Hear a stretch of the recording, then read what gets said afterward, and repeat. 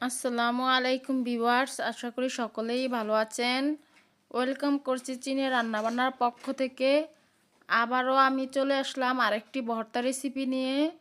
আলু ভর্তা রেসিপি। এভাবে ভর্তা করলে ভর্তাটি খেতে খুবই টেস্টি এবং অসাধারণ হয়, আর ভর্তাটি অনেকক্ষণ পর্যন্ত ভালো থাকে। তাহলে চলুন দেখে নেওয়া যাক রেসিপিটি আমি কিভাবে ভর্তাটি বানিয়েছিলাম।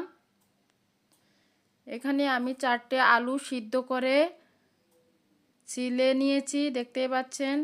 এখানে একটি ছোট্ট টিপস হলো, আপনারা আলুগুলো সিদ্ধ করে পানিতে ভিজিয়ে রেখে তারপর ছিলে নেবেন না।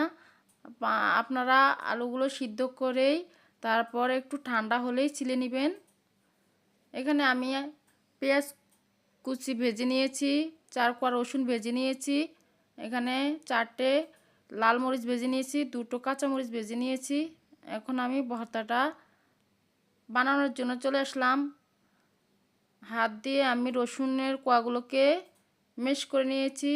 এখন আমি লাল মরিচগুলোকে একটু লবণ দিয়ে ভালোভাবে ম্যাশ করে নেব, দেখতে পাচ্ছেন।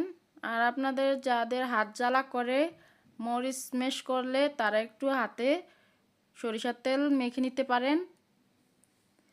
এখন আমি পেঁয়াজগুলো দিয়ে দিয়েছি। এখন কাঁচামরিচটাকে আমি হাত দিয়ে পিষে নিচ্ছি।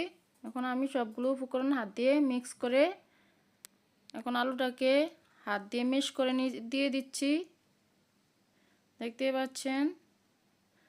এখন আমি সবগুলো উপকরণ একসাথে হাত দিয়ে মাখিয়ে নিচ্ছি। এভাবে ভর্তা করলে খেতে অসাধারণ হয়। আপনারা এখানে চাইলে কাঁচা পেঁয়াজও অ্যাড করতে পারেন। আমি কাঁচা পেঁয়াজ দেইনি, কারণ ভর্তাটা কাঁচা পেঁয়াজ দেওয়ার কারণে তাড়াতাড়ি নষ্ট হয়ে যায়, পচে যায়। আর এখন আমি দিয়ে দিচ্ছি একটু সরিষার তেল। এখন এগুলোকে আমি আবারও ভালোভাবে মাখিয়ে আপনাদেরকে একটি সার্ভিং বলে সার্ভ করে দেখাচ্ছি, দেখতেই পাচ্ছেন। ভর্তা রেসিপিটি আমার খেতে খুবই মজার হয়। এই ভর্তাটি একবার বাড়িতে বানিয়ে দেখবেন। ভর্তা আমাদের সকলেরই একটি পছন্দের খাবার।